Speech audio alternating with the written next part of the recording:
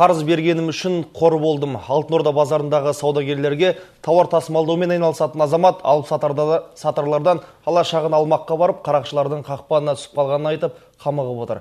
Айтуынша, қомақты қарыз ағайынды Жолдасбековтердің қолына суық қару ұстатқан. Берешегімізді береміз деп шақырған саудагерлер Саттар Күмісбаевқа пышақ кезеп, көзін балға мен аяусыз ұрып соққының астына алыпты. Салдарынан оң көзі көрмей қалған жәбірленуші полицияға шағымданған. Алайда оқиға болған күннен бері 5 ай өтсе де құзырлы орган күдіктіні құрықтауға құлықсыз отырған көрінеді. Толығырақ келесі бейнематериалда. Қарашаның қара суығында болған қайғылы жағдайдың ызғары әлі басылмай тұр. Оған бір үйлі отбасының асыраушысы атпалдай азаматтың аяғасынан қор боп қалуы себеп. Саттар Күмісбаевтың айтуынша, өзіне қол жұмсаған саудагерлер қарыздарын қайтармау үшін қылмыстық әрекетке барған. Алыпсатарлар алған тауарлары үшін беруі тиіс 1 миллион 600 мың теңгені қайтарудың заңсыз жолын таңдаған ұқсайды. Ана қыз болған, Фатима деген қыз болған. Сен неге мен ақшамды сұрай бересің деп пышақ тағып, менің ішіме тақады пышақты.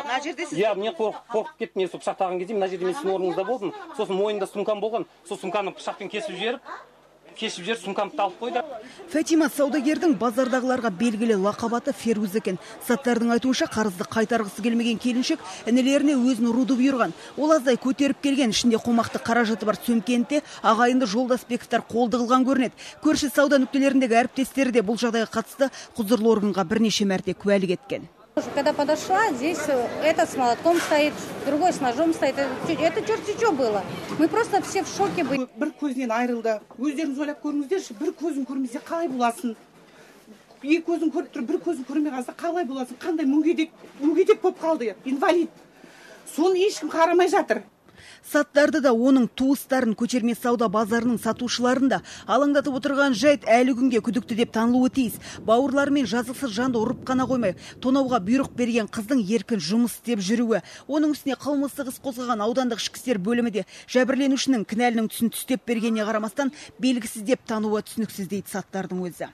Олар айтып отыр, біз бәрін 20 мың доллармен беріп, қолынан не келсе соны істе. Біз ровд мен прокуратурадан жауап тастадық деп айтып жүр. Мына жерде қазір базардың барлығы көрді, осы жерде не болған. Көргеніміздің барлығын жазып бердік. Бірақ соны іске қоспай отыр. Әлі іске қоспай отыр. Міне 6 ай болды, әлі жүр бала. Неше куәгер бердіңіздер сіздер осы көрген болды? 10 куәгер бар. Все глаза закроют, и мы вот инвалидам так касается, это же надо какие-то меры принимать.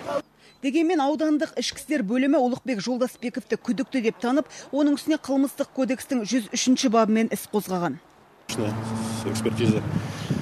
Біз жәбірленуші денесіне түскен жарақаттың деңгейін анықтайтын сараптама қорытындысын күттік. Содан кейін ғана қылмыстық іс қозғалды. Ал полиция істі бүркемелеттеу жала. Ондай сөз айту үшін нақты айғақ болу қажет.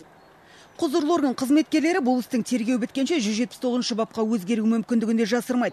Егер күдіктінің қылмысы дәлелденетін болса, жұдырық жұмсап көз шығарғыш сотқар саудагер 3 жылдан 7 жылға дейін бас бостандығынан айырылуы мүмкін. Ирина Савитжан, Думан Сүлейменов, Қайрат Әкімбаев, Информбюро 31 арна, Алматы облысы.